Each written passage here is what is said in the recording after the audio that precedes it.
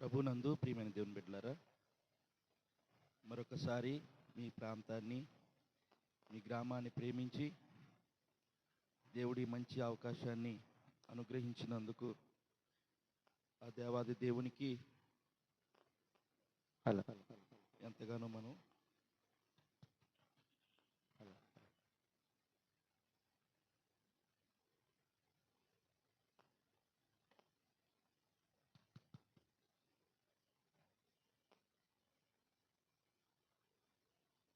దేవునికి మనం ఎంతో రుణస్థులై ఉన్నామండి. దయచేసి అటు ఇటు తిరగద్దు.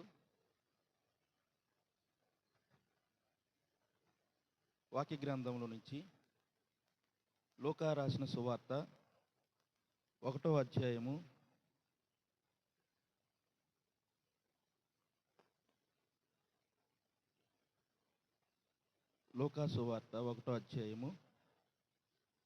26వ వచనం నుంచి కొన్ని మాటలు చదువుకుందామండి. 6వ నెలలో చదువమ్మా.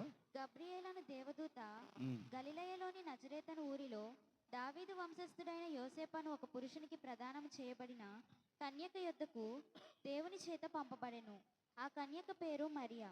ఆ దూత లోపలికి వచ్చి ఆమెను చూచి, దయాప్రాప్తురాలా, నీకు శుభము, ప్రభువు నీకు తోడైయున్నాడని చెప్పెను.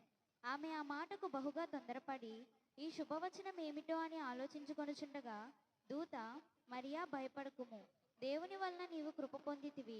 ఇదిగో, నీవు గర్భము ధరించి కుమారుని కని ఆయనకు యేసు అని పేరు పెట్టుదువు. ఆయన గొప్పవాడై సర్వోన్నతుని కుమారుడనబడును. ప్రభువైన దేవుడు ఆయన తండ్రి అయిన దావీదు సింహాసనమును ఆయనకిచ్చును. ఆయన యాకోబు వంశస్థులను యుగయుగములు ఏలును. ఆయన రాజ్యము అంతము లేనిదై ఉండునని ఆమెతో చెప్పెను. చాలండి. చిన్న ప్రార్థన. మహోన్నతుడా, పరిశుద్ధుడైన మా తండ్రి, ఈ రాత్రికాల సమయంలో ఈ గ్రామాన్ని ప్రేమించి మరొకసారి నాయన క్రిస్మస్ వేడుకలు జరుపుకోవడానికి మీరెంతో ఉచితమైన కృపను చూపించారు. అందును బట్టి వందనాలు. ఒకనొక సమయంలో లోక బంధకాల మధ్య చిక్కినటువంటి మమ్ములను మీరు విడిపించి నీ రక్షణ భాగ్యాన్ని పొందుకునే కృపను అనుగ్రహించినందుకు వందనాలు. ఈ రాత్రికాల సమయంలో నీ వాక్యమనే విత్తనాలు వెదజల్లుతూ ఉండగా అవి అందరి హృదయాలలో ఫలించినట్లుగా సహాయము దయచేయండి. ఏ మానవుడు ఘనత నొందకూడదు, ఏ మానవుడు హెచ్చింపబడకూడదు. సమస్త మహిమ ఘనత మీకే ఆరోపిస్తున్నాం. మమ్మల్ని పూర్తిగా మీ సిలువ చాటును మరుగు చేయండి ప్రభువా. మేము ఖాళీ హృదయాలతో ఉన్నాము. మీ వాక్యమనే విత్తనాలు మాలో నాటి నూరంతల ఫలమును చూడగలుగునట్లుగా సహాయం దయచేయండి. ఈ రాత్రికాల సమయంలో ఇంతవరకు జరిగిన కార్యక్రమాన్ని బట్టి వందనాలు. జరగబోతున్న వర్తమానం మీద తోడుగా ఉండి చిన్నలతో, యవనస్తులతో, నడిప్రేమ బిడ్డలతో, వృద్ధులతో, అందరితో మీరు మాట్లాడమని, నాకును మంచి నెమ్మది, ఆరోగ్యాన్ని, మంచి స్వరాన్ని మీరు దాయిచ్చేయమని, ప్రతి విధమైన చీకటి శక్తులను నజరేయుడైన యేసు నామములో దూరపరిచి అందరికీ వినగలిగిన చెవులు గ్రహించగలిగిన మనసును మీరు దాయిచ్చేయమని నజరేయుడైన యేసు నామమున అడిగి వేడుకొంచున్నాము తండ్రి, ఆమేన్. దేవుని బిడ్డలారా, ఒక చిన్న పల్లవి వచ్చిందాన్ని పాడి వాక్య భాగంలోకి వెళ్దాం. నమ్మకమైన దేవుడవైనా నీవే చాలు యేసయ్యా.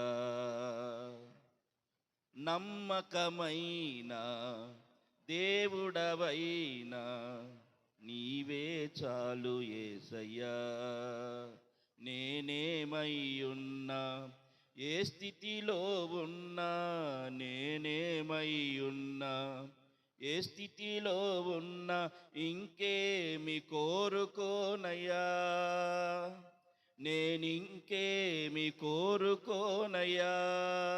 నమ్మకమైన దేవుడవైనా నీవే చాలు యేసయ్యా. ఆప్తులైన వారే హాని చేయ చూసిన మిత్రులే నిలువకుండినా, ఆప్తులైన వారే హాని చేయ చూసిన మిత్రులే నిలువకుండినా, న్యాయము తీర్చే నీవు నాకుంటే, న్యాయము తీర్చే నీవు నాకుంటే చాలు యేసయ్యా, చాలు యేసయ్యా, నమ్మకమైన దేవుడవైనా నీవే చాలు యేసయ్యా. దేవుని బిడ్డలారా, ఈ స్థలానికి ఆహ్వానించిన మరి దైవజనులు, మరి దర్శనకి, అలాగే వారి సంఘానికి, అలాగే ఈ గ్రామానికి మాకు ఉన్నటువంటి అనుబంధం ఏంటంటే, ఎన్నో సంవత్సరాల నుంచి ఇక్కడ సువార్త ప్రకటన, సెమీ క్రిస్మస్లు కానీ మరి అనలేని అనుబంధం ఈ గ్రామంతో మాకుంది. ఈ గ్రామాన్ని పెద్దలకు, గ్రామ ప్రజలకు కూడా ప్రత్యేకమైన శుభాలు, వందనాలు తెలియజేసుకుంటున్నామండి. అందరు చెప్పట్లేదండి, వందనాలు అని చెప్పాలి కదా. Take respect and give respect. నేను వందనాలు చెప్పిన మీరు కూడా ప్రతి వందనాలు చెప్పాలి. అందరికీ వందనాలు, అందరికీ వందనాలు. అందరూ బాగున్నారండి? అందరూ బాగుండాలి, అందులో మనం ఉండాలి. మంచిది. వాక్య భాగంలోకి వెళ్దాం. దేవుని బిడ్డలారా, మనం చదువుకున్నటువంటి వాక్య భాగంలోకి వెళ్ళబోయే ముందుగా ఒక చోట జరిగిన ఒక యథార్థ సంఘటన మీతో పంచుకొని నేను వాక్యంలోకి వెళ్తాను. దేవుని బిడ్డలారా, ఒక పల్లెటూరు ప్రాంతంలో ఒక యవనస్తుడు ఒక కొత్త బైక్ను కొన్నాడు. ఒక పల్లెటూరు ప్రాంతంలో ఒక యవనస్తుడు ఒక కొత్త బైక్ను తీసుకున్నాడు. మీకు తెలుసు కదా, కొత్త బండి తీసుకుంటే ఎలా ఉంటుంది? రోడ్లన్నీ తిరిగేసేస్తున్నాడు, ఆర్ను కొడుతున్నాడు, బాబాయ్ అంటున్నాడు, మామయ్య అంటున్నాడు. ఎందుకంటే ఆయన బండిని అందరు చూడాలని ఇలాగ తిరుగుతూ ఉన్నాడు. అయితే ఆయనకు స్నేహితుడు ఉన్నాడు. ఆ స్నేహితుడు ఎదురొచ్చాడు. ఎప్పుడు కొన్నావురా కొత్త బండి అన్నాడు. నీకు తెలీదా, నేను నిన్నే కొన్నాను. సరే, నన్ను ఎక్కించుకుంటావా? ఎక్కించుకుంటాను, ఎక్కన్నాడు. ఆ రోడ్డు కొద్దిగా గోతులుగా ఉంది. ఆ రోడ్లో వెళ్తూ ఉన్నాడు. వెనక కూర్చున్న ఆయన కూర్చున్నట్టు ఉండాలా? ఇదేనా నీ బండి స్పీడ్ అన్నాడు. ఏమన్నాడండి? ఇదేనా నీ బండి స్పీడ్ అన్నాడు. ఆయన బాధ వచ్చేసింది. నా బండిని ఇంత మాట అంటాడా? బైపాస్లో తీసుకెళ్తాను అన్నాడు. బైపాస్ ఎక్కించాడు. హైవే ఎక్కినాక ఎలా ఉంటాయండి రోడ్లు? చాలా బాగుంటాయి కదా. చూడండి, 40, 50, 60, 70, 80కి వెళ్ళిపోతుంది బండి, 90కి వెళ్ళిపోయింది. వెనక కూర్చున్నాడు. అంటున్నాడు, ఊరి అంత స్పీడ్ వద్దురా అన్నాడు. నువ్వు నా బండిని ఏ మాట అన్నావు? నీ బండి స్పీడ్ ఇదేనా అన్నావు. ఇక నీకు ఎలా ఉంటుందో చూడని స్పీడ్ బానిస్తూ ఉంటే స్పీడ్ బ్రేకర్ వచ్చింది. స్పీడ్ బ్రేకర్ ఎక్కించే వాటికి ఇద్దరు ఎగిరి పడిపోయారు. అలా అదృష్టం ఏంటంటే, పడిపోయిన తర్వాత వాళ్ళకి ప్రాణ నష్టం జరగలేదు, కానీ ఇద్దరికి కుడికాళ్ళు ఇరిగిపోయినాయి. ఇద్దరికి కూడా కుడికాళ్ళు ఇరిగిపోతే హాస్పిటల్లో జాయిన్ చేశారు. అవి చేశారు. మొత్తానికి ఒక స్టేజ్లోకి వచ్చిన తర్వాత ఆ కాళ్ళు లైట్ గిట్ట వంకరగా ఉన్నాయి. ఇద్దరు కాళ్ళు కూడా, మరి ఆ స్నేహబంధం ఏమో తెలియదు, కానీ ఇద్దరు కాళ్ళు వంకరగా ఉన్నాయి. డాక్టర్ గారు ట్రీట్మెంట్ చేసే డాక్టర్ గారు అన్నారు, అయ్యా, ఆ మసాజ్ సెంటర్కి వెళ్తే మీ కాళ్ళు మసాజ్ చేస్తా తిన్నగా తీసుకొస్తారన్నాడు. అయితే ఇద్దరు వెళ్ళారు. ఒక అతను బయట కూర్చున్నాడు. ఎవరు? బండి వెనక కూర్చున్నాడు కదా, ఆయనేమో బయట కూర్చున్నాడు. అంటే లోపలే ఒక చోట కూర్చున్నాడు. తెర లోపల ఆయనకి వెళ్ళాడు, బండి తోలిన ఆయన. అండి, ఆ కాలు వంకర తీసినప్పుడు ఎట్టుంటుంది? అమ్మో నాయనో అంటున్నాడు, పెద్ద గారు చేస్తున్నాడు. అమ్మో, నేను ఈ బాధ తట్టుకోలేకపోతున్నాను. నాయనో బాబు అంటుంటే ఆ బయట కూర్చున్న ఆయన పక్క నవ్వేస్తున్నాడు, పక్క నవ్వుతున్నాడు. సరే, నెక్స్ట్ నేను వెళ్తే నాకు కూడా అదే ట్రీట్మెంట్ ఉంటుందని ఆయనకు అర్థమైపోయింది. ఆయన నవ్వుతుంటే ఈయన కనబడుతుంది. నేను ఇంత ఏడుస్తుంటే, ఇంత బాధపడుతుంటే ఈయన పక్క నవ్వుతున్నాడు. నా తర్వాత వచ్చేది ఎవరు? ఆయన కాలు బెండు తీస్తూ ఉంటే నేను నవ్వాలనుకున్నాడు. సరే, మంచిది అయిపోయింది. బయటకు వచ్చినాక, ఏంట్రా, నా కాలు అలా చేస్తూ ఉంటే, నేను అంత బాధపడుతూ ఉంటే నీకు అంత నవ్వు వస్తుందా? నేను అమ్మో నాయన అంటే నీకు అంత నవ్వుగా ఉందా? సరే ఇప్పుడు నువ్వు లోపలికి వెళ్తావుగా, వెళ్ళు అని చెప్పి ఆ వెనక కూర్చుని ఆయన వెళ్ళాడు. ఈయన బయట కూర్చున్నాడు. ఇప్పుడు దేనికోసం ఎదురు చూస్తాడండి? అమ్మ మీరు చెప్పాలి.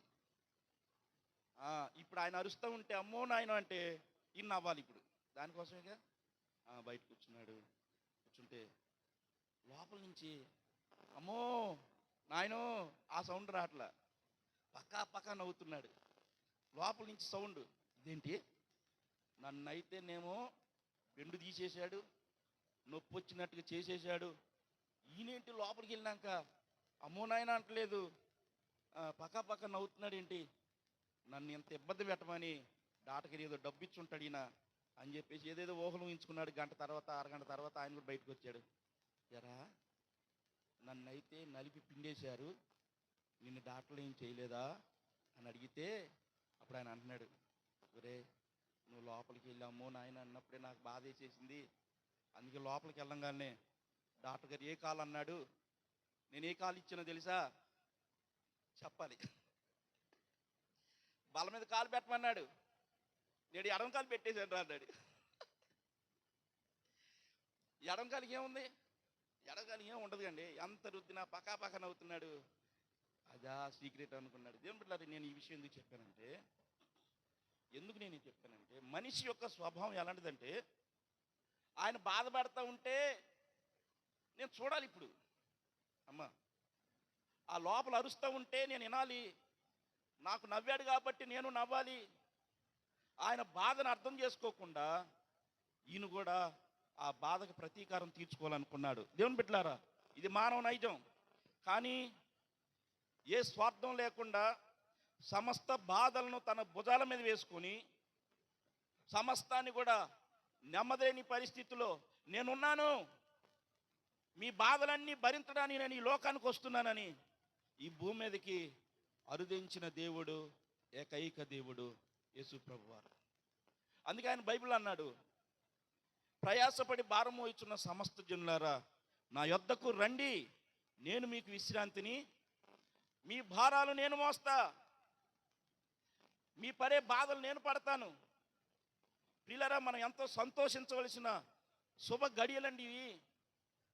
ఒక భార్యాభర్తల మధ్య ప్రేమ స్వార్థం, అన్నదమ్ముల మధ్య ప్రేమ స్వార్థం, అక్క చెల్లెల మధ్య ప్రేమ స్వార్థం. కానీ ఏ స్వార్థం లేని ప్రేమ ఎవరిది అంటే యేసు ప్రభు వారిది.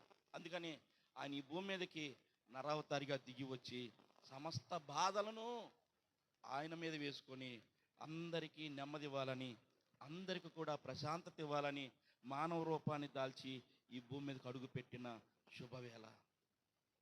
అదే మీరు నిర్గమకాండంలో చూసినట్లయితే, మోషే నేను రేపు మీ మధ్యలోకి రాబోతున్నాను, ఎవరు కూడా ఆ పర్వతాన్ని అంటుకోవద్దు, ఆ పర్వతాన్ని పట్టుకుంటే చచ్చిపోతారయ్యా, కాబట్టి నన్ను చూడాలన్నా ఆ యొక్క మీరు దూరంగా ఉండి చూడండి, 3 దినాలు పరిశుద్ధపరచుకుని అన్నప్పుడు ప్రియులారా, ఆయన ఎలా వచ్చాడు ఆ కొండ మీద మీకు తెలుసు. ఆ కొండ మీద దిగినప్పుడు ఇశ్రాయేలు ప్రజలు తట్టుకోలేకపోయారు.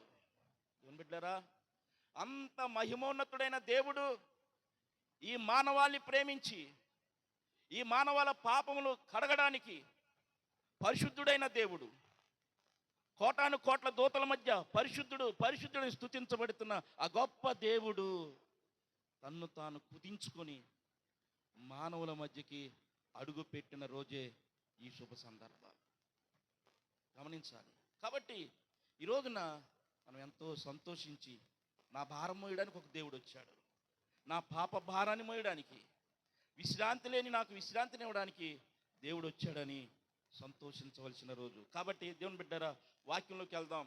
ఈ యొక్క క్రిస్మస్ దినాల్లో మనం అనేకమైన వర్తమానాలు వింటూ ఉంటాం.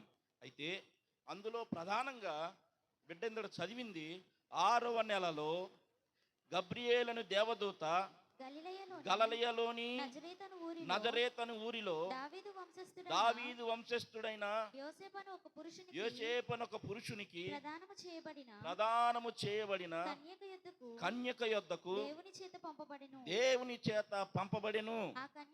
ఆ కన్యక పేరు మరియా. చాలండి. 6వ నెలలో గబ్రియేలను దేవదూత గలిలయలోని నజరేతని ఊరిలో దావీదు వంశస్థుడైన యోసేపు అను ఒక పురుషునికి ప్రదానము చేయబడిన కన్యక యొద్దకు దేవుని చేత పంపబడిన. ఈ మాట మీరు చాలా జాగ్రత్తగా ఆలోచన చేయాలి. గాబ్రియేలు దూత ఎవరు సంబంధి? పరలోకములో దేవుని రాజ్యములో ఇగో అక్కడ ఉన్నటువంటి గాబ్రియేలు దూత దేవుడు ఈ భూమి మీద ఉన్న ఒక ప్రాంతాన్ని చూస్తూ ఉన్నాడు. ఈ ప్రాంతంలో నజరేతని ఊరిలో ఉన్నటువంటి యోసేపుకు ప్రదానము చేయబడిన మరియ మీద దేవుని దృష్టి పడింది. అమ్మ గమనించాలి, దేవుని యొక్క దృష్టి మరియ మీదకు వచ్చింది. ఎక్కడ పరలోకం, ఎక్కడ భూలోకం. దేవుని దూత ఆ స్థలానికి దిగి వచ్చింది. గల కారణం ఏంటో తెలుసా? ఆమె యోసేపుకి ప్రదానం చేయబడింది. అమ్మ, ఆమె యోసేపుకు ప్రదానం చేయబడింది. ఈ రోజున క్రిస్మస్ సంబరాలు జరుపుకుంటున్న క్రైస్తవులైన మనము, నేను అడుగుతున్న ప్రశ్న ఏంటంటే, నీవు ఎవరికి ప్రదానం చేయబడ్డావు? రక్షింపబడ్డానండి, బాప్తీసం తీసుకున్నానండి, నేను మారు మనసు పొందానండి, ప్రభువులో ఎదుగుతున్నానండి అనుకుంటున్నటువంటి ప్రియమైన దేవుని బిడ్డలారా, నీవు దేవునికి ప్రదానం చేయబడితే దేవుని దూత నీ గృహాన్ని దర్శిస్తుంది. ఎక్కడో నజరేతులో ఉన్న ఆ మరియ దగ్గరికి గాబ్రియేలు దూత వచ్చినట్లుగా నీ గృహంలో కూడా ఆయన సన్నిధి వస్తుంది. నువ్వు ఆయన ప్రదానం చేయబడాలి. ఇంకా ఎంతమంది మారు మనసు పొందకుండా, ఇంకెంతమంది రక్షణలోకి అడుగు పెట్టకుండా సంవత్సరాలు దాటి వేసుకుంటూ వెళ్తున్నారో, అలాంటి నా ప్రియమైన బిడ్డలందరికీ నేను చెప్పే మాట ఏంటంటే, అయ్యా ఇకనైనా నీవు రక్షణలోకి రా, మారు మనసు పొందు. ఇలాంటి సమయంలో ప్రభు దృష్టి నీ మీద నిలవాలంటే నువ్వు దేవునికి ప్రదానం చేయబడిన వ్యక్తిగా ఉండాలి. ప్రియమైన యవన బిడ్డలారా, ప్రియమైన దేవుని బిడ్డలారా, దేవునితో ప్రదానం చేయబడిన అనుభవంలోకి మనం వస్తే దేవుడు నీ గృహాన్ని దర్శిస్తాడు. గాబ్రియేలు దూత ఆ స్థలానికి వచ్చింది. ప్రియులారా, బైబిల్లో చాలా మంది దగ్గరికి దేవుని దూత వచ్చి వారిని పలకరించినట్టుగా అబ్రహాంతో మాట్లాడింది. అలాగే సమూయేలు తల్లి ప్రార్థన చేస్తుండగా, క్షమించాలి, సంసోను తల్లి ప్రార్థన చేసుకుంటుండగా ఆమె దగ్గరికి వచ్చింది. ఎలిజబెత్తో అలాగే జక్రయ్య దగ్గరికి అనేక సందర్భాల్లో దూత వచ్చినట్లుగా మనం చూస్తున్నాం. మంచిదండి. నేను అడిగే ప్రశ్న ఏంటంటే, ఎందుకు మరియను దేవుడు ఎంపిక చేసుకున్నాడు? మరియలో ఏమి చూసి ఆయన ఎంపిక చేసుకున్నాడు? ఒకసారి మీరు ఆలోచన చేయాలి. ఆ ప్రాంతంలో ఎంతోమంది కన్యకులు ఉన్నారు. ఆ ప్రాంతంలో ఎంతోమంది దేవుని కొరకు ఎదురు చూస్తూ ఉన్నారు. అయితే ఎందుకు మరియ మీదే దేవుని దృష్టి పడిందో ఈ రాత్రి 3 లేకపోతే 4 విషయాలు మీకు జ్ఞాపకం చేసి నా వర్తమానాన్ని ముగిస్తాను. చూడండి, అదే అధ్యాయము 1వ అధ్యాయము 48వ వచనాన్ని మనం చూసినట్లయితే, 1వ అధ్యాయము 48వ వచనాన్ని మనం చూసినట్లయితే, నా ఆత్మ నా రక్షకుడైన దేవుని యందు ఆనందించెను. చాలండి. మొట్టమొదటిగా నా ఆత్మ నా రక్షకుడైన దేవుని యందు ఆనందించెను. దేవుని బిడ్డలారా, మొట్టమొదటిగా మరియంలో ఉన్న ఒక ప్రధానమైన లక్ష్యం ఏంటంటే, ఆమె రక్షింపబడిన బిడ్డ. ఆమె దేవుని దూత ఆ స్థలాన్ని దిగిరాడని ప్రధానమైన కారణం ఏంటో తెలుసా? ఆమె రక్షింపబడిన వ్యక్తి. చూడండి, ఆ మాట మనం చూసినట్లయితే, నా ఆత్మ నా రక్షకుడైన దేవుని యందు ఆనందిస్తూ ఉంది. ఈ క్రిస్మస్ దినాల్లో ఎన్నో ఆనందాలు, ఎన్నెన్నో సంబరాలు, కానీ దేవుని వాక్యం అంటుంది, మరియమ్మ అంటుంది, నా ఆత్మ నా దేవుని యందు ఆనందిస్తూ ఉంది. దేవుని బిడ్డలారా, ఇదిగో నీ ఆత్మ విషయమై నీకు ఆలోచన ఉందా? నీ ఆత్మ విషయమై నువ్వు ఆలోచన కలిగి ఉన్నావా? అందుకని బైబిల్ అంటా ఉంది, ఇగో ఆత్మ విషయమై దీనులైన వారు ధన్యులు, పరలోక రాజ్యము వారిది. ఈ భూమి మీద జీవించే ఈ కొద్ది కాలంలో నీ ఆత్మ గురించి ఆలోచన చేయాలి. నీ ఆత్మ రక్షింపబడుతుందా లేదా? దేవుని బిడ్డలారా, నా ఆత్మ నా రక్షకుడైన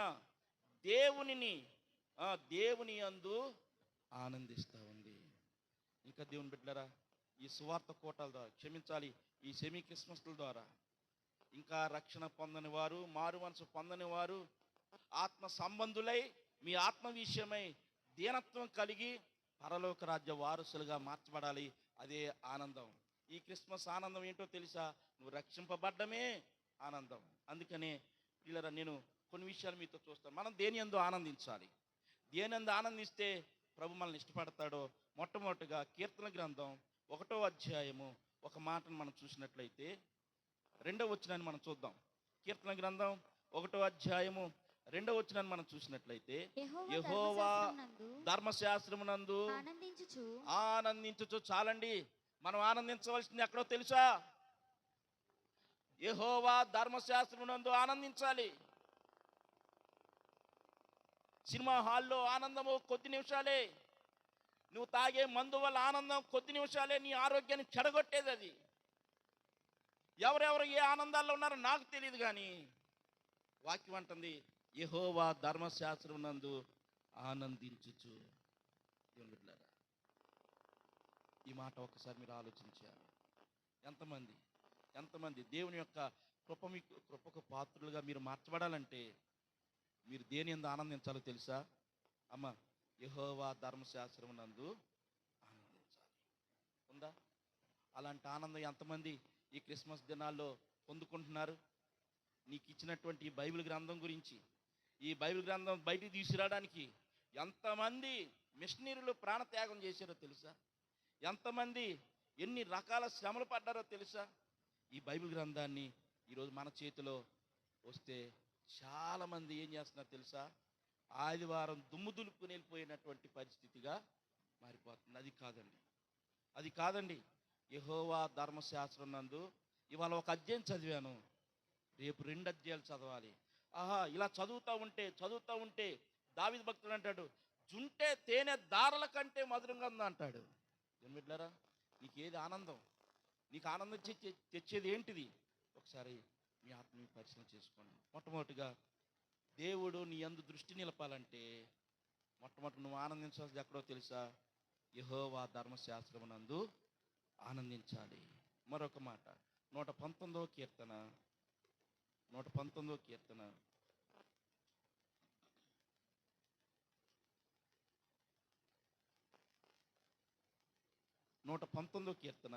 35వ వచనాన్ని మనం చదువుకున్నట్లయితే, 119వ కీర్తన 35వ వచనాన్ని మనం చదువుకున్నట్లయితే, నీ ఆజ్ఞల జాడను చూచి నేను ఆనందించుచున్నాను, దాని యందు నన్ను నడవచేయము. చాలండి. మొట్టమొదటిగా ధర్మశాస్త్రమునందు ఆనందించాలి. రెండవదిగా నీ ఆజ్ఞల జాడను చూచి నేను. దేవుడు మనకి ఎన్ని ఆజ్ఞలు ఇచ్చాడు? 10 ఆజ్ఞలు ఇచ్చాడు. ప్రతిరోజు ఆ 10 ఆజ్ఞలు పెట్టుకోవడం, ఎన్ని అనుసరిస్తున్నాను, ఎన్ని చేయగలుగుతున్నాను, ఈ సంవత్సరం ఎన్ని నెరవేరుస్తున్నాను. పిల్లల భక్తి అంటే నా అనుభవంలో చెప్తున్నాను. నాకున్న ఈ కొద్దిపాటి నేను సేవ జీవితంలో కానీ, నా పరిచయ జీవితంలో కానీ, భక్తి అంటే దేవుని వాక్యాన్ని నెరవేర్చడమే నిజమైన భక్తి. దేవుని వాక్యాన్ని నెరవేర్చాలి. ఈ సంవత్సరం నేను ఇన్ని మాటలు, దేవుడు చెప్పిన మాటలు నెరవేర్చాను, చేసి చూపించాను. దేవుని బిడ్డలారా, ప్రభు మా జీవితంలో కొన్ని విషయాలు చెప్పాడు. వాటిని పాటించుకుంటూ వెళ్తూ ఉండగా ఆయన చేయవలసిన కనీసం 6 నెలలు టైం పట్టేది. దేవుడు ఏదైనా ఒక మాట చెప్తే ఆ మాటను చేయడం ప్రారంభిస్తే 6 నెలలు టైం తీసుకునేది. 6 నెలలు చేసుకుంటూ వెళ్తూ ఉండేవారు. ఆయన ఎదురొచ్చి ఆయన చేసినట్లుగా ఉండేది మా పరిస్థితి. నేను అంటున్నాను, ఆయన ఆజ్ఞల జాడలను బట్టి మీరు ఆనందించాలి. దేవుడు ఆజ్ఞలు బట్టి మీరు ఆనందిస్తున్నారా?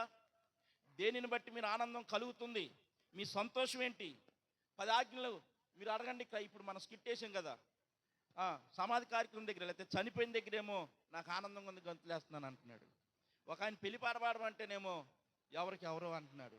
ఇలాగా ఈనాటి క్రైస్తత్వం అలాగ ఉండడం బట్టి దేవుని బిడ్డలారా, 10 ఆజ్ఞలు చెప్పవయ్య అంటే, 10 ఆజ్ఞలు చెప్పంటే చాలామంది చెప్పలేకపోతున్నారు. 10 ఆజ్ఞలు ఒకసారి అలాంటి 10 ఆజ్ఞలు మీరు కంఠస్థం చేయాలి. దేవుని బిడ్డలారా, ఒక చోట సెమీ క్రిస్మస్ జరుగుతూ ఉండగా, సెమీ క్రిస్మస్ అంటే మన మన రూట్ వేరు. బయట అయితే చాలా డ్యాన్స్లు వేస్తారు, చాలా చాలా జరుగుతూ ఉంటాయి. అయితే ఒక యవనస్తులు ఆ పెద్ద స్టేజ్ మీద డ్యాన్స్ చేస్తూ ఉన్నారు.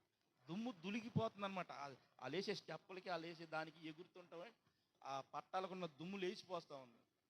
సరే అంటే నేను వాళ్ళని విమర్శించట్లేదు, కానీ దాంట్లో తెలిసిన ఒక కుర్రోడు ఉన్నాడు. ఆయన మామూలు పక్క పిలిచాడు, ఇక యేసు ప్రభు గారికి ఎంతమంది శిష్యులు అన్నారు. ఆలోచిస్తున్నాడు, యేసు ప్రభు వారి శిష్యులు కూడా తెలియదా? సరే ఆజ్ఞలు నిన్న 10 అన్నాడు, ఒకసారి చెప్పన్నాడు. ఏం బిడ్డలారా, నేను అనేది, నేను ఎవరినో తక్కువ చేసి ఎవరినో ఎక్కువ చేసి నేను మాట్లాడట్లేదు, కానీ ఈ క్రిస్మస్ రోజు నుంచి మీలో ఒక నూతన జీవం ప్రారంభించబడాలి. ఈ క్రిస్మస్ వేడుకల ద్వారా మీ ఆనందం పరిపూర్ణమైన ఆనందంగా మార్చబడాలి. మీ ఆనందము లోక సంబంధమైన ఆనందంగా కాదు, మీ ఆనందము దేవుని చేత ఆనందించబడినటువంటి వ్యక్తులుగా మార్చబడాలి. అందుకని యేసుప్రభు వారు బాప్తీసం తీసుకుని ఒడ్డుకొచ్చినప్పుడు ఆకాశం తెరవబడి ఒక స్వరం వినబడతా ఉంది. ఏమనంటే, ఈయనే నా ప్రియమైన కుమారుడు, ఇతని యందు నేను ఆనందిస్తున్నా. యవన బిడ్డలారా, దేవుడు నిన్ను చూస్తున్నప్పుడు ఆ పరలోకపు తండ్రి మనల్ని ఆనందించబోతే, మనల్ని చూసినప్పుడు దుఃఖపడుతూ ఉంటే, ఆదికాండంలో 6వ అధ్యాయంలో ఎందుకు వీరిని చేశానని ఆయన ఎంత పరితాపం చెందుతున్నాడు తెలుసా?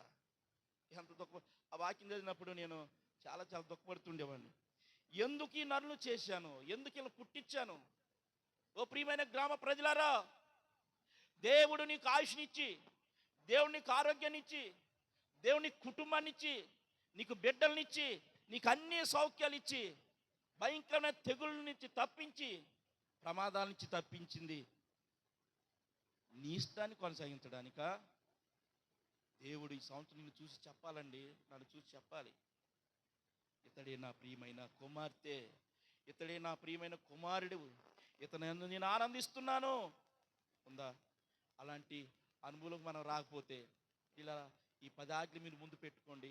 నేను ఈ 10 ఆజ్ఞలు దేన్ని తప్పిపోతున్నాను, ఈ 10 ఆజ్ఞలు ఎక్కడ నేను మిస్ అవుతున్నాను, దీన్ని ఎందుకు చేయలేకపోతున్నానని ఒక్కసారి దాన్ని మన ముందుకు తెచ్చుకొని, అందుకే భక్తుడు అంటాడు, నీ ఆజ్ఞల జాడను చూసి నాకు ఆనందించుచున్నాను. ఏమన్నా బిడ్డలారా, ఏమన్నా సహోదరులారా, దీనిని బట్టి మీరు ఆనందిస్తున్నారు? ఒకసారి మిమ్మల్ని మీరు పరిశీలన చేసుకోవాలి.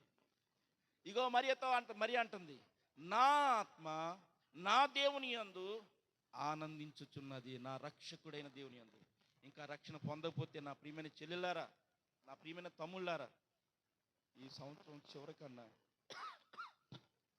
మీరు మారు మనసు పొందమని ఒక సేవకుడిగా నేను బ్రతిమలాడుకుంటున్నాను. ఇదే నిజమైన క్రిస్మస్, ఇదే నిజమైన ఆనందం. దేవుని బిడ్డలారా, ఇది నీ ఆనందం అయి ఉండాలి. ఇంకొక మాట నేను చూపించి ముందుకెళ్తాను. సామెతల గ్రంథం 8వ అధ్యాయం 3వ విషయం చెప్తున్నాను. సామెతల గ్రంథం 3వ అధ్యాయం 8వ వచనము 31వ వచనాన్ని మనం చూసినట్లయితే, 8వ అధ్యాయం 31, ఆయన కలుగు చేసిన పరలోకమును బట్టి సంతోషించుచు నరులను చూచి ఆనందించుచుంటిని. ఆయన కలుగు చేసిన పరలోకమును బట్టి సంతోషించుచు నరులను చూచి. అమ్మా, ఈ మాట మీరు మరలా ఈ 3 విషయాలు ధ్యానం చేసుకోండి. నేను ధర్మశాస్త్రం అనగా ఆ రోజున ధర్మశాస్త్రం అయితే, ఈరోజు మనకు బైబిల్ ఉంది. ఈ బైబిల్ నందు నీ ఆనందం ఉండాలి. రెండోది, ఆజ్ఞల విషయంలో ఆనందం ఉండాలి. మూడోది, ఇక వాక్యం చదువుకున్నాం, ఆయన కలుగజేసిన పరలోకమును బట్టి సంతోషించుచు నరులను చూచి ఆనందించుచుంటిని. దేవుని బిడ్డలారా, దేవుడు మన కొరకు ఒక రాజ్యాన్ని స్థిరపరిచాడు. ఆయన వచ్చిందే దానికి, ఆయన ఈ భూమి మీద దిగి వచ్చిందే దానికి. దేనికై అంటే, మానవునికి దేవునికి ఎడబాటు వచ్చేసింది. ఆ ఎడబాటును విడిపించి పరలోకం వైపు అడుగులు వేయించాలని దేవుడు ఈ లోకానికి దిగి వచ్చాడు. కాబట్టి దేవుని బిడ్డలారా, మన ఆనందం ఏంటో ఒకసారి పరిశీలన చేసుకోవాలి. ఎందుకు మరియను దేవుడు ఎంపిక చేసుకున్నాడంటే, ఆమె రక్షింపబడిన వ్యక్తి, ఆమె ఆత్మ విషయమై ఎల్లప్పుడూ ఆలోచన కలిగిన వ్యక్తి. నేను ఈ రోజున ఇలా ఉంటే నా పరిస్థితి ఏంటని తన ఆత్మ విషయమై ఎల్లప్పుడూ ఆలోచించే వ్యక్తి. కాబట్టి దేవుడు ఆమెను ఎన్నుకున్నాడు. ఈరోజు దేవుడు నిన్ను ఎన్నుకోవాలంటే, దేవుడు నీ కుటుంబాన్ని దర్శించాలంటే, నీ ఆనందం ఏంటో, నీ సంతోషం ఏంటో ఒక్కసారి దేవుని ముందు తీసుకురా. నీ ఆనందాన్ని ఈ సంవత్సరం మార్చుకో. దేవుడు నీ పక్షాన ఉంటాడు. చూడండి, లోకారాసిన సువార్త ఇంకో విషయాన్ని, ఎందుకు మరియను ఎన్నుకున్నాడు అనేది మరొక మాట మీకు జ్ఞాపకం చేస్తాను. 1వ అధ్యాయము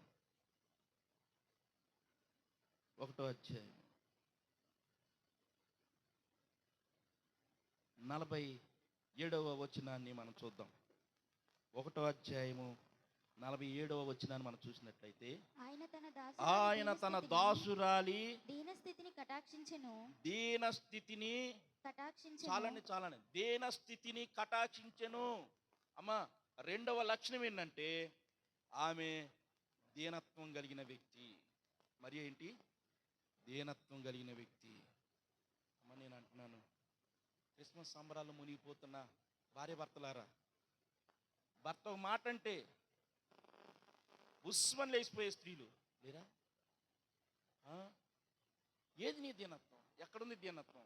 మరియను దేవుడు దర్శించడానికి, మరియను కోరుకోవడానికి ప్రధానమైన కారణం ఏంటంటే ఆమె రక్షింపబడిన వ్యక్తి, ఆత్మ సంబంధమైన ఆలోచన కలిగిన వ్యక్తి.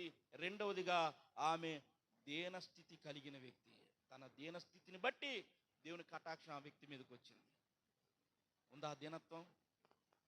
భర్త ఏదైనా ఒక మాట అంటే, అయితే భార్య ఒక మాట అంటే రణరంగంగా మారిపోయే పరిస్థితులు. ఇలారా,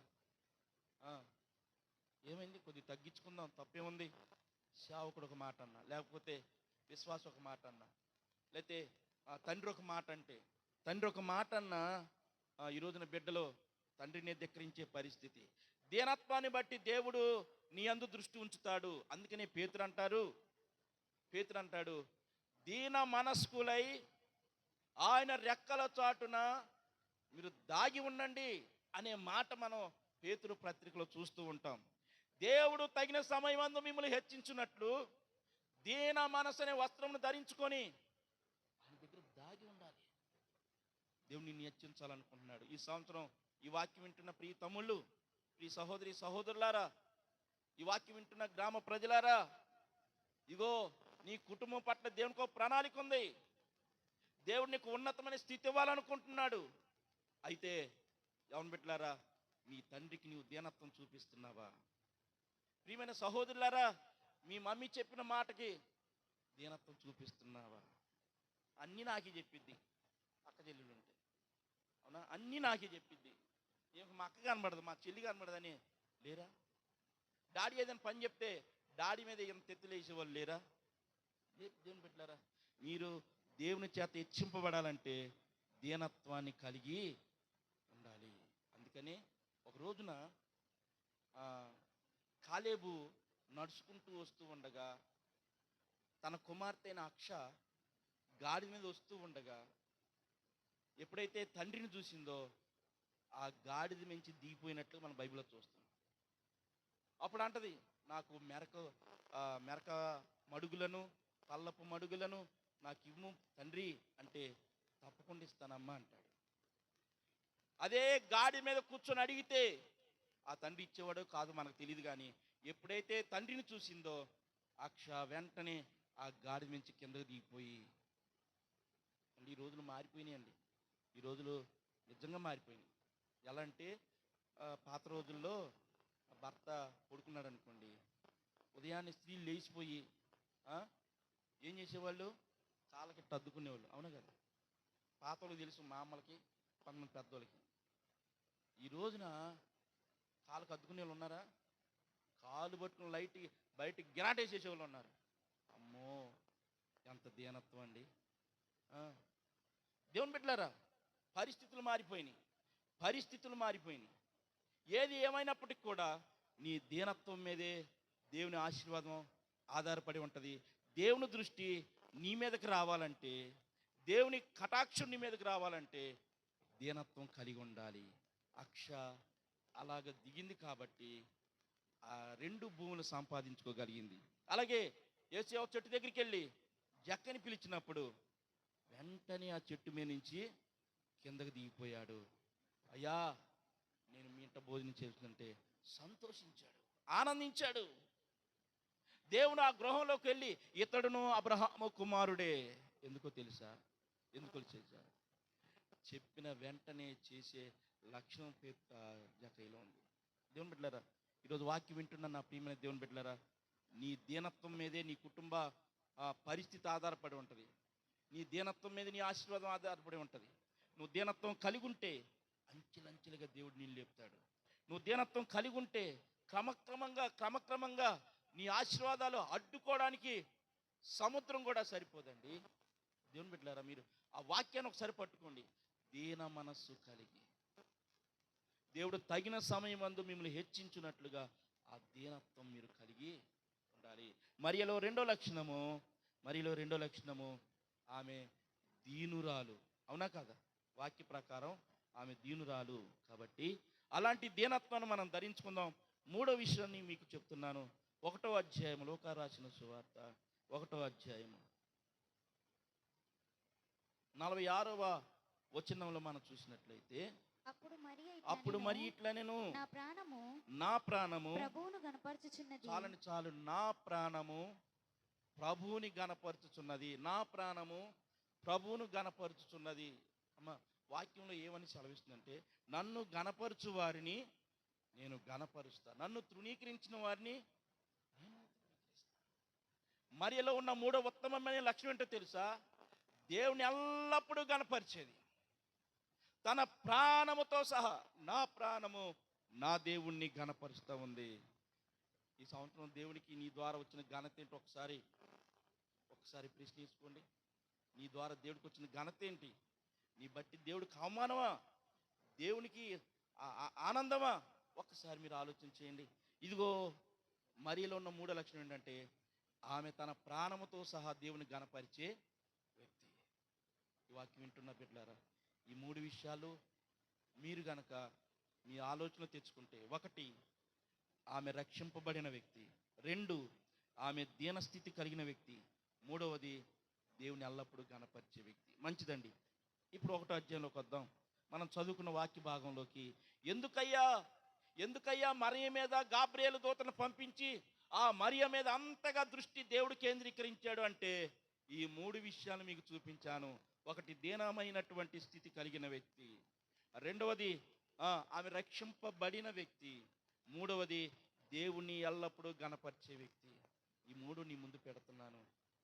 నీవు కూడా దేవుని దృష్టిని పొందుకోవాలనుకుంటే, దేవుని ఆత్మ మీ గృహాన్ని దర్శించాలంటే నువ్వు దీనస్థితి కలిగి ఉండాలి.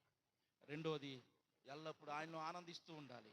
3వది, ఆయన గణపరిచే వ్యక్తిగా ఉండాలి. పిల్లరా, నేను ఇప్పుడు ఒక ప్రశ్న వేస్తున్నాను. దేవుని దూత వచ్చింది. ఆ దూత లోపలికి వచ్చి ఆమెను చూచి, దయాప్రాప్తులారా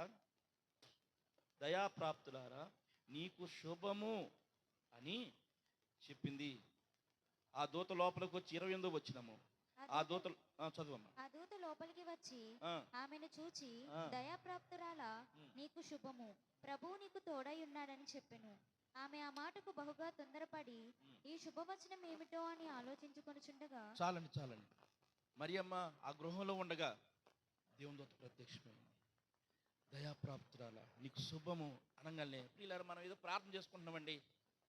ప్రభువా నాకు అదివు, నాకు ఇదివు, నాకు అదివు, నీకు ఇదివు అని ప్రార్థన చేసుకుంటూ ఉండగా దేవుని దూత అమాంతం ప్రత్యక్షం అయిపోయి, విక్టర్ కుమార్ దయాప్రాప్తుడా నీకు శుభం అంటే, అమ్మాయి నాకు ఇళ్ల స్థలం వచ్చేసింది అనుకుంటా. మానవ స్వభావం కదా. దేవుని దూత ఏదో మూట తీసుకొచ్చేసింది, అయితే దేవుని దూత వచ్చేసిందంటే నాకేదో గొప్ప ఏదో చేయబోతుంది, నా కోరికలని తీర్చబోతుంది అని అనుకుంటాం. మరియమ్మ కూడా అలాగే అనుకుంటుంది. దేవుని దూత వచ్చిందండి, దయాప్రాప్తురాలా నీకు శుభము అనగానే ఏమో కూడా ఎంతో సంతోషిస్తుంది. నాకు శుభవచనం ఏదో రాబోతుంది అని చెప్పి ఆలోచించుకుంటుండగా అక్కడ మళ్ళీ వెంటనే మాట్లాడుతుంది. చూడండి 29వ వచనం. ఆమె ఆ మాటకు బహుగా తొందరపడి ఈ శుభవచనం ఏమిటో అని ఆలోచించుకొనుచుండగా దూత మరియా భయపడకము, దేవుని వలన నీవు కృప పొందితివి. ఇదిగో నువ్వు గర్భము ధరించి కుమారుని కని ఆయనకు యేసు అని పేరు పెట్టెదు. ఎప్పుడైతే మాట ఎందో మరియమ్మ చాలా భయపడిపోయి ఉంటుంది. ఏదో శుభవచనమని ఎదురు చూస్తూ ఉండగా, ఇంతగా నేను ఎదురు చూస్తుంటే గాబ్రియేలు దూత వచ్చి నీకు శుభం, నీకు దేవుడు తోడై ఉన్నాడు అని చెప్పి, నీవు గర్భమును ధరిస్తావు, యేసు అని పేరు పెడతామని చెప్పేసరికి మరియమ్మ ఎంతో బాధపడి ఉంటుంది. దేవుని బిడ్డలారా, ఈరోజున నేను అడిగే ప్రశ్న ఏంటంటే, నువ్వు యేసును నమ్మే వ్యక్తిగా ఉన్నావా, యేసును మోసే వ్యక్తిగా ఉన్నావా? ఈ యొక్క సెమీ క్రిస్మస్ ద్వారా మరొక ప్రశ్న నీ ముందు దేవుడు ఉంచుతున్నాడు. ఏంటంటే, నువ్వు నమ్మే వ్యక్తిగా ఉన్నావా? యేసయ్య అంటే నాకు ఇష్టం, యేసయ్య కొరకు ఏదైనా చేస్తా, నేను యేసయ్య కొరకు ఏదైనా చేస్తా. కాదండి, యేసయ్యను మోసే వ్యక్తిగా ఉండాలి. ఎలా ఉండాలి? ఆమె గర్భం ధరించడం అంటే మాటలా?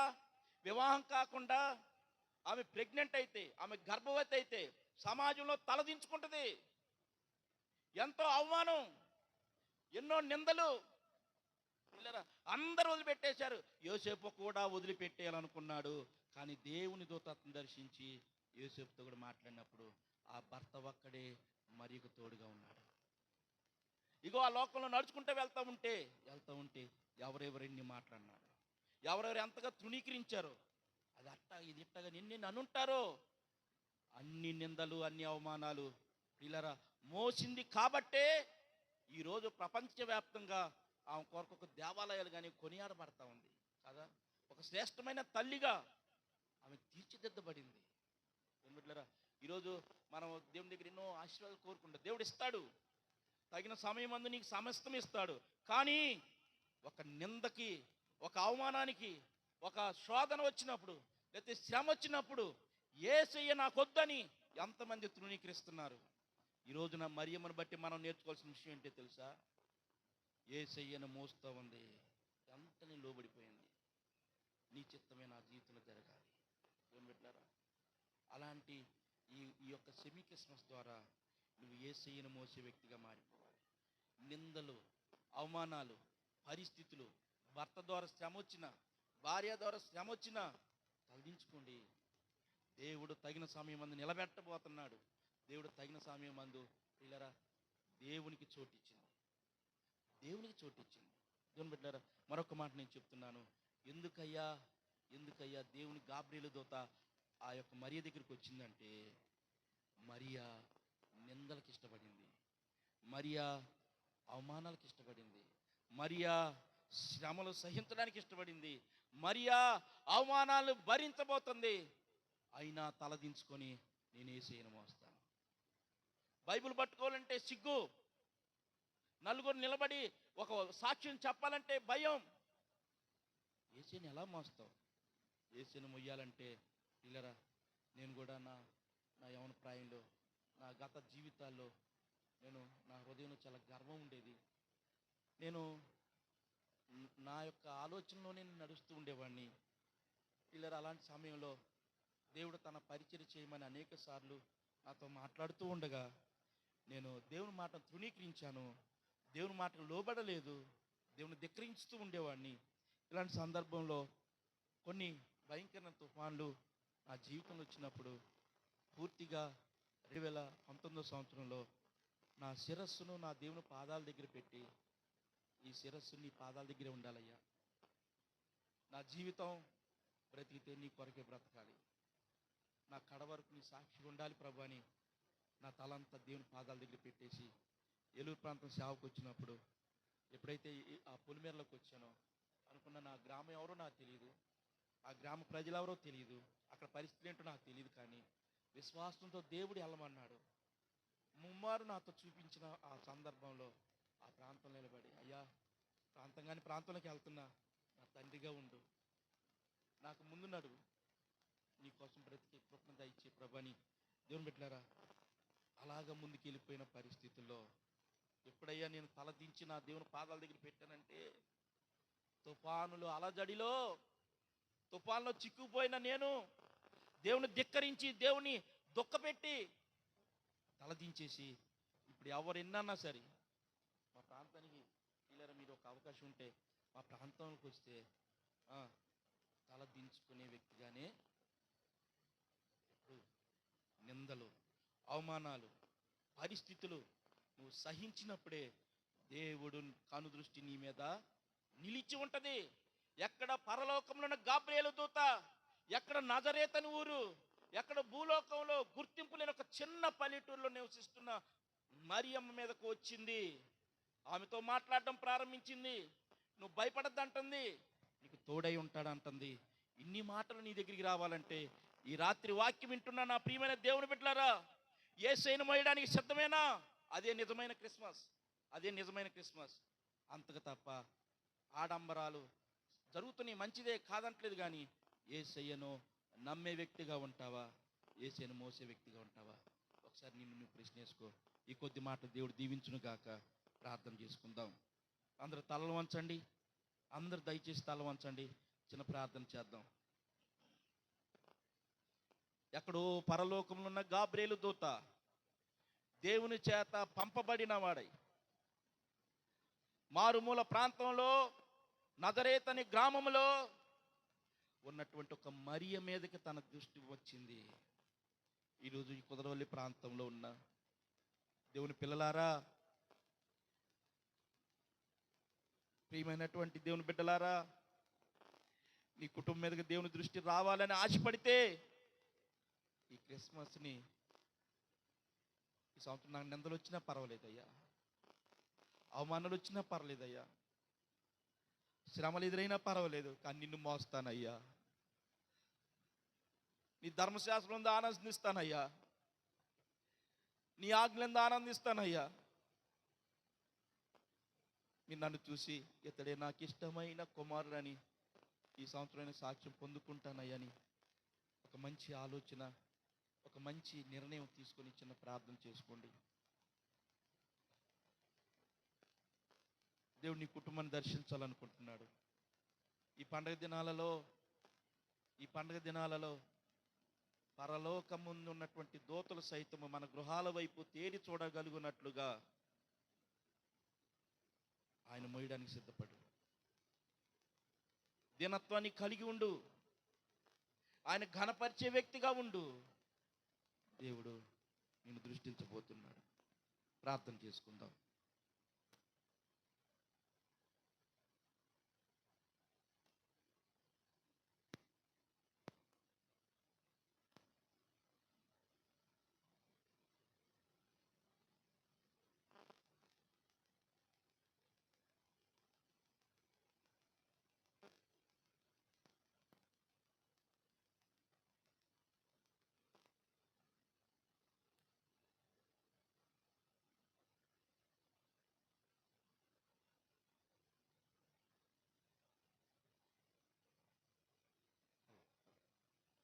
చివరగా యవనస్తులైనటువంటి బాలికలు చివరి పాట పాడతారు.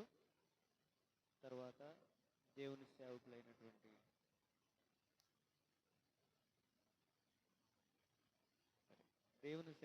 మరి దశయ్య గారు కొద్ది నిమిషాలు మనకి దేవుని వాక్యాన్ని ఇస్తారు.